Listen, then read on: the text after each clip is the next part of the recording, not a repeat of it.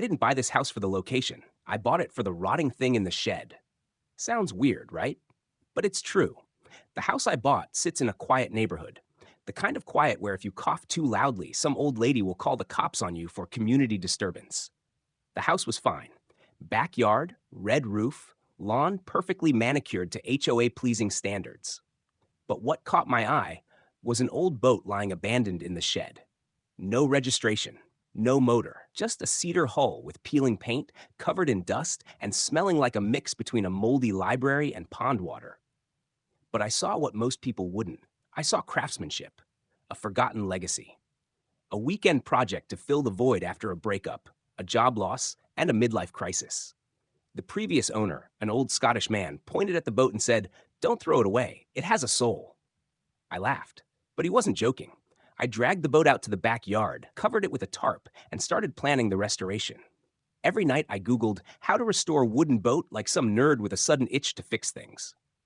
My plan was, this summer, I'd take it out on the lake, paddling in silence like a washed-up philosopher, or at least snap one deep photo to use as a new profile pic. But then, the HOA came into my life like an unexpected case of diarrhea. Karen showed up. You know the type. Curly hair, glasses bigger than her eyes, voice pitched like an ambulance, and always accompanied by, according to Community Charter, Article 3, Line 6, page 214. She saw the boat. She didn't ask. She didn't feel anything. She just gave a smug nod and scribbled something on her clipboard. I said hello. She replied, "The object behind your house does not meet aesthetic standards." I asked, "You mean the antique boat?" She adjusted her glasses. "We call it junk." I laughed, not the happy kind of laugh, the kind where your brain starts drafting a PowerPoint presentation for court. So yeah, I bought a house for a boat, and now that boat might just drag the whole HOA into legal hell.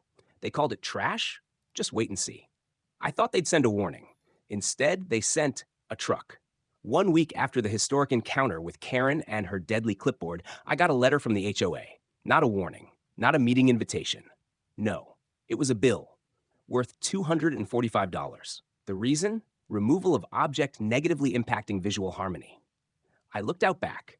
The boat was gone. No notice, no call, not even a little, "Hey, just taking your boat real quick" text. I thought I'd been robbed. I checked my security cameras, and no, not robbers. It was the HOA, in full uniform, beige polos, white pickup truck, everyone looking like they were on a national mission. One of them, I assumed the boat removal commander, even waved at the camera before roping it and towing it away. I called Karen. Her voice was colder than a supermarket freezer. "You did not respond to the removal notice. We were forced to take action." I said, "What right do you have to destroy my personal property?" She replied, unfazed, "Per Article 7, Section B.3 regarding neighborhood aesthetic preservation, your boat no longer complies." I asked, "No longer complies? Or you just think it's ugly?" Karen said, "Both." I wanted to curse, but I didn't. I just smiled. That was the moment I realized I wasn't dealing with a homeowners association. I was dealing with an aesthetic cult, armed with petty bylaws and led by a zealot named Karen. The next day, I drove to the city dump. And yes, there was my boat, smashed in two, boards cracked, rudder missing. One side still had a sticker, "Destroy unusable." Unusable? That boat had survived 12 winters, outlived 3 owners. It was handcrafted from real cedar, not IKEA pressboard that Karen probably considers aesthetic safe. Looking at it lying there, I didn't feel sad. I felt my inner lawyer awaken. You see, some people get revenge with fists, some with curses. Me? I get revenge with notarized documents and meticulously labeled legal exhibits. Karen just cut the wrong thing. And now I'm about to cut something too, her HOA budget. Every last dollar. I don't have a law degree, but I have Wi-Fi and a fully charged grudge. After that soul-crushing trip to the landfill, where my boat lay like a harpooned whale that got in the way, I went home, opened my laptop, and began a digital manhunt. I dug up the email of the previous homeowner. His name was Walter, a retired Navy sailor living with 3 cats and an accordion. I sent him a photo of the wrecked boat, and exactly 17 minutes later, I got a call from an old man even angrier than I was. "They destroyed my boat? My God, that boat was my life, you hear me?" I asked, "Was it valuable?" He paused, then said, "Ever heard of McAllister Boatworks?" Me, nope. Him, it's the Rolls-Royce of wooden boats. That one was hand-built by Old Man McAllister himself in 1965, limited edition, only 9 ever made. And mine won first prize at the Echo Lake Heritage Festival in 1971. I was stunned. The HOA didn't just destroy some sentimental old object, they obliterated a state-registered cultural artifact. I forwarded everything to my attorney. He read it, then looked at me like he'd just realized I might be Abraham Lincoln's secret descendant. We've got a case, and it's tastier than wood-fired pizza. Under state law, destroying a registered cultural property can mean fines starting at $250,000, plus damages, legal fees, emotional distress, and if we're lucky, a full-page feature in the local paper. I printed the whole file: photos, Walter's handwritten note, the 1971 newspaper article, the registration maps for antique boats. I even tracked down the original certificate of heritage, stored at the state library, mailed to me by a kind employee named Carol after I complimented her cat on LinkedIn. I closed the file folder, set it on the table, and sighed. Not from exhaustion, but out of pity for Karen. She thought she was handling a broken boat, but what she really did was fire the first shot at a powder keg wrapped in notarized documents. And this was just the opening act. Karen called my boat junk? Then I'll turn her HOA into a steaming pile of monthly invoices. I didn't sue for money. I sued for pride. The money? Just a side effect. On Monday morning, I walked into my lawyer's office, carrying a file thicker than the HOA's own rulebook. My lawyer, Craig, in a Hawaiian shirt, sipping coffee from a mug that read, "Sue them all," skimmed through the file and nodded. I've seen HOAs tear down fences, force people to repaint garages, threaten to cut water for flying the American flag. But destroying a heritage boat? Karen just enrolled in the legal suicide club. We filed the official lawsuit with the county court, along with all the evidence.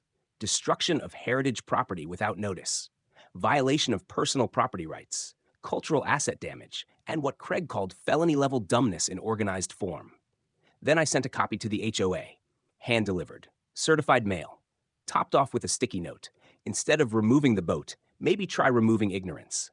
Karen didn't respond. I thought she'd call, yell, threaten. Nope. She went silent. Do you know what HOAs fear the most? Not lawsuits, not lawyers, local media. I sent a simple email to the town's newspaper. Antique heritage boat destroyed by HOA. New homeowner files lawsuit. A story of a boat, an overzealous manager, and a 7-figure fallout. 2 days later, the article hit the front page. Photo, me, standing next to the last surviving picture of the boat, holding a mug that read, HOA equals hell on asphalt. And then came the storm. Neighbors started whispering. One anonymous post on the community forum said, "Karen once fined my kid for drawing chalk art on the sidewalk." Another chimed in, "She made me take down my laundry line because it looked too poor." I didn't have to retaliate. Karen was burning on her own. And when the HOA held an emergency meeting, I knew they were starting to sweat. Karen walked in like usual, beige skirt, HOA rulebook, the air of someone about to sentence a puppy.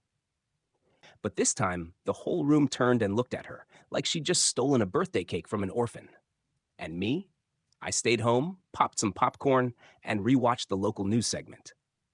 The reporter closed with, "Perhaps next time the HOA should ask twice before labeling something as junk." I raised my glass. Not champagne, filtered tap water, because I knew Karen was drinking her own tears. They thought I'd let it go. I thought this was a chance to teach the HOA a history lesson, literally. The following week, I received a court summons. The HOA was ordered to appear at a preliminary hearing. Karen probably thought this would be the kind of case where she'd say, "Oh, he's sad about the boat, write a $100 check, and move on." No, Karen, I wasn't sad.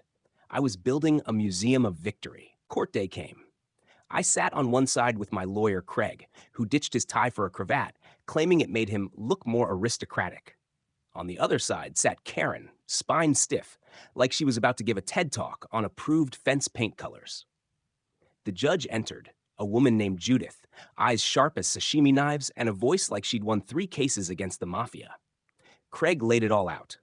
The heritage certificate, photos of the boat before and after its destruction, HOA maps showing property rights violations, and a bold quote from the local newspaper article, "Cultural artifact destroyed in the name of HOA aesthetics." Karen stood up, trying to sound polite. We just wanted to preserve the beauty of the community. The boat was very ugly. The room froze. Judge Judith looked at her like someone had just said, I burned the Mona Lisa because the frame was outdated.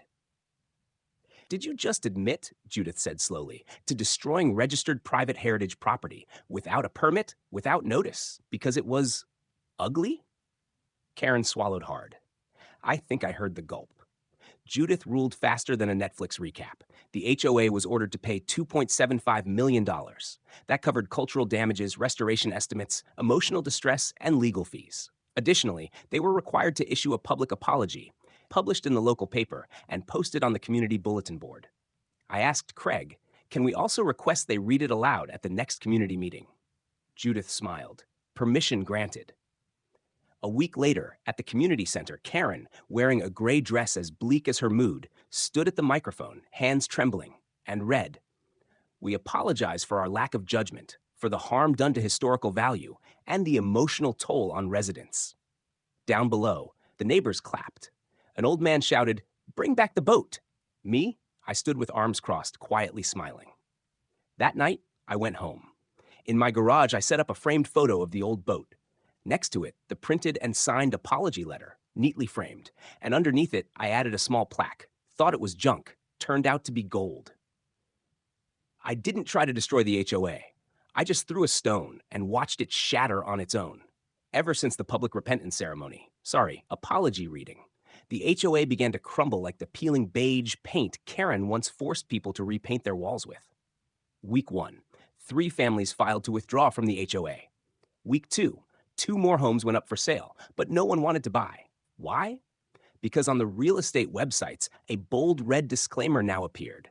Warning, property located in HOA currently under county-level legal dispute involving destruction of registered heritage. Buyers ran. Sellers raged. The ones who stayed started wondering how they ever tolerated living under Karen.